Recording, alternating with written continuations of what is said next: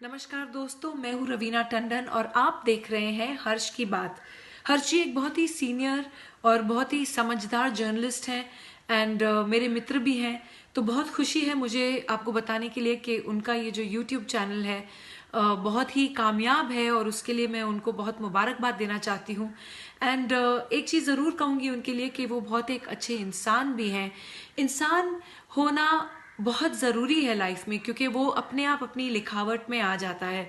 तो बहुत ही कम ऐसे हमारे होनहार जर्नलिस्ट रह गए हैं हमारी इंडस्ट्री में जो सोच कर और समझदारी के साथ, रिस्पॉन्सिबिलिटी और जिम्मेदारी के साथ आर्टिकल्स लिखते हैं। सो कॉन्ग्रेचुलेशंस हर्ष जी। एंड आप लोग ज़रूर देखिए, लाइक कीजिए हर्ष की बात। नमस्कार दोस्तों। चीन वाला प्रकरण क्या हुआ? ये तो ऐसे हो गया कि जैसे कांग्रेस गांधी परिवार ने कुल्हाड़ी पर पैर दे मारा हो। अपने पैरों पर कुल्हाड़ी ही नहीं मारी, कुल्हाड़ी पर पैर जाकर दे मारा हो। उन्होंने चीन के मामले को लेकर, चीनी कंपनियों की फंडिंग को लेकर और तमाम तरह की ट्रस्टों में यहाँ चाइनीज़ फंडिंग को लेकर ऐसे सवाल उठाए कि अमित शाह का जो माइंड है वो घूम गया पूरी तरीके से। और उन्होंने नेहरू और गांधी परिवार के पुराने सारे फाइलें अपने सामने मंगवा लिए और उनके एक एक चिट्ठे का हिसाब देखना शुरू कर दिया। यही वजह है कि जो लेटेस्ट डेवलपमेंट हुआ है उसके तहत गृह मंत्रालय ने एक इंटर मिनिस्ट्रियल कमेटी गठित की है जो गांधी नेहरू परिवार से जुड़ी हुई तमाम जितनी भी ट्रस्ट अब तक बनी हैं आज़ादी के बाद से, सबकी फाइलें खंगालेगी और ये देखेगी कि इनके लिए पैसा कहाँ से आया, कहाँ गया और इनका जो वित्तीय लेन देन है वो कैसे हुआ, उसमें सरकारी मशीनरी का कैसे इस्तेमाल हुआ, कैसे उसका दुरुपयोग हुआ, कैसे उसका सदुपयोग हुआ और वो पैसा जिस चीज़ के लिए लिया गया उसी में लगा या नहीं। देखिए हुआ क्या है, मैं बताता हूँ। बहुत सिंपल वे में आपको समझाता हूँ। सबसे पहले एक कंपनी थी जिसका नाम है AJL, एसोसिएटेड जर्नल लिमिटेड। ये कंपनी 1938 में बनाई थी पंडित जवाहरलाल नेहरू ने और उन्होंने इसके तहत एक अखबार शुरू किया था, नेशनल हेराल्ड। आपने सुना होगा, आजकल की पीढ़ी इसके बारे में नहीं जानती होगी। और इलाहाबाद से ये अखबार निकलता था और भी कई जगह से इसका प्रकाशन होता था, कुछ और भी पब्लिकेशन थे। और अब आजकल इसी पब्लिकेशन की एक वेबसाइट भी है जो कांग्रेस के समर्थन में खबरें चलाती है। तो जो नेशनल हेराल्ड है वो 1938 में बना और 2000 तक अच्छी खासी इसकी पोजीशन रही। फिर ये इकोनॉमिक क्राइसिस में घिर गया और 2008 में जो इसके पब्लिकेशन थे वो सभी के सभी बंद कर दिए और बंद करने के बाद इस पर 90 करोड़ रुपए का कर्जा हो गया। इस कर्जे को निपटाने के लिए इधर उधर से पैसा लिया गया और एक अव्यावसायिक कंपनी बनाई गई जिसमें सोनिया गांधी, राहुल गांधी, मोतीलाल बोरा, सुमन दुबे, ऑस्कर फर्नांडीज, सैम पित्रोदा, ये सब डायरेक्टर बनाए गए और इनमें 76% थे सोनिया और राहुल गांधी के नाम और 24% में ये बाकी सब लोग थे।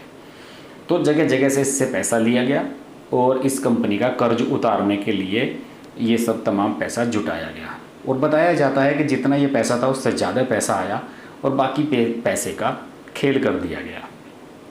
इसके अलावा जो अब इस पर जांच पहले से चल रही है, जो प्रवर्तन निदेशालय है, ईडी जिसे कहते हैं, उसने मुंबई, पंचकुला और भी कई जगह इसकी जो बिल्डिंगें हैं, संपत्तियां हैं, वो सब जब्त कर ली हैं। भूपेंद्र सिंह हुड्डा जब हरियाणा के सीएम रहे और पहले वहाँ डेवलपमेंट अथॉरिटी के चेयरमैन भी रहे, उन्होंने AJL को खूब ज़मीनें सस्ते दामों पर दिलवाई थी और इसलिए इसमें भूपेंद्र सिंह हुड्डा भी फंसे हुए हैं। यही वजह है कि भूपेंद्र सिंह हुड्डा की बात को सोनिया गांधी कोई गिरा नहीं पाती।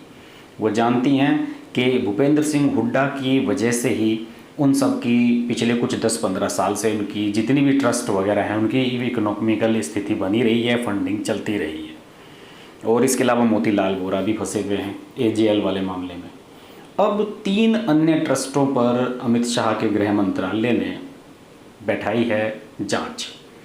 ये हैं Indira Gandhi memorial trust, Rajiv Gandhi charitable trust और राजीव गांधी फाउंडेशन।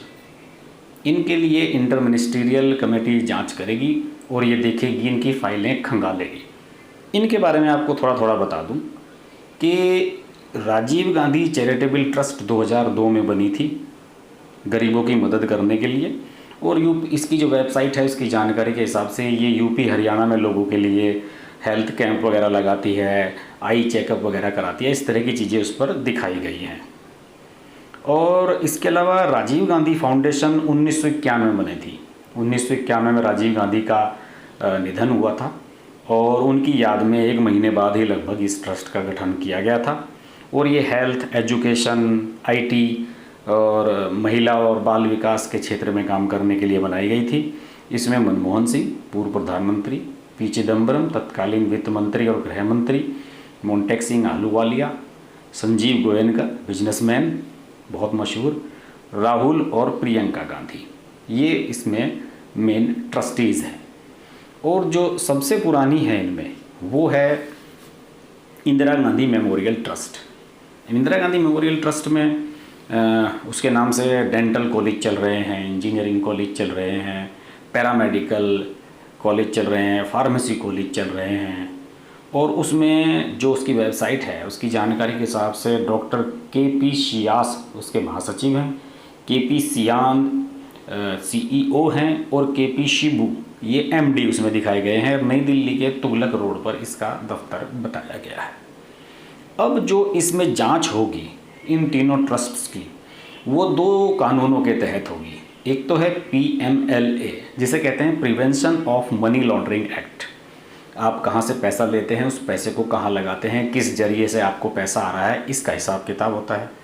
इसके अलावा होता है FCRA foreign contribution regulation act. ये बहुत गंभीर है, विदेश से पैसा लेने का तरीका है। ये विदेश से किसी भी ट्रस्ट को पैसा लेना होता है तो वो सब इसी एक्ट के दायरे में आती हैं। ये जांच की जाएगी कि इन तीनों ट्रस्ट को जो विदेशों से पैसा आ रहा था, जैसे कि भाजपा कह रही है कि चाइना से राजीव गांधी फाउंडेशन को पैसा आया, तो उन सब चीज़ों की जांच की जाएगी। इसके अलावा इनकम टैक्स की जो गड़बड़ी होती है वो तो देखी ही जाएगी। अब मुझे ऐसा लग रहा है कि अमित शाह ने सीधे सीधे गांधी नेहरू परिवार से पंगा ले लिया है और मुझे लगता है कि अब कांग्रेस को पूरी तरह से घुटनों पे लाने में ये टीम अब काम करेगी और स्थिति कांग्रेस की ओर भी खराब होने जा रही है। हालांकि राहुल गांधी ने आज ट्वीट किया है कि हम डरने वाले नहीं हैं और आप कुछ भी कर लीजिए, हम अपनी बात कहते रहेंगे। लेकिन ये बात राहुल गांधी भी जान गए हैं कि उन्होंने चीन के मसले पर केंद्र सरकार को निशाने पर लेकर पंगा मोल ले लिया है। नरेंद्र मोदी शुरू से ही ऐसा करते रहे हैं। नरेंद्र मोदी ने 2014 का जब चुनाव पहला लड़ा था प्रधानमंत्री के लिए, तो उस समय उन्होंने नेहरू परिवार पर खूब हमला किया था।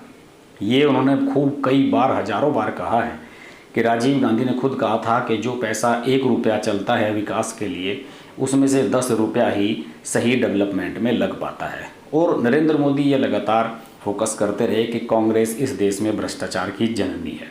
70 साल से यहाँ सत्ता में है, सब कुछ सेटअप इसी का बनाया हुआ है, सारे नियम कानून इसी के समय के बदले बने हुए हैं और इसका ये दुरुपयोग करती रही है। तो अब टोटल मिलाकर स्थिति ये बन गई है कि अब कांग्रेस पूरी तरह से घिर चुकी है और निश्चित रूप से इसमें जितनी भी जांच होगी उनमें ये सब भ्रष्टाचार के मामले सामने आएंगे ही। और इसके लिए हो सकता है कि आने वाले समय में कुछ लोगों को, हम बड़े नेताओं को, बड़े नामों को हम जेल जाते हुए भी देखें। और इसमें जितना भी डेवलपमेंट होगा आगे, उसके बारे में हम बात करते रहेंगे। आप देखते रहिए हर्ष की बात लाइव। नमस्कार। अगर आपको हमारी वीडियो पसंद आई तो हमारा चैनल हर्ष की बात लाइव सब्सक्राइब करें और नोटिफिकेशंस के लिए बेल आइकन प्रेस करें।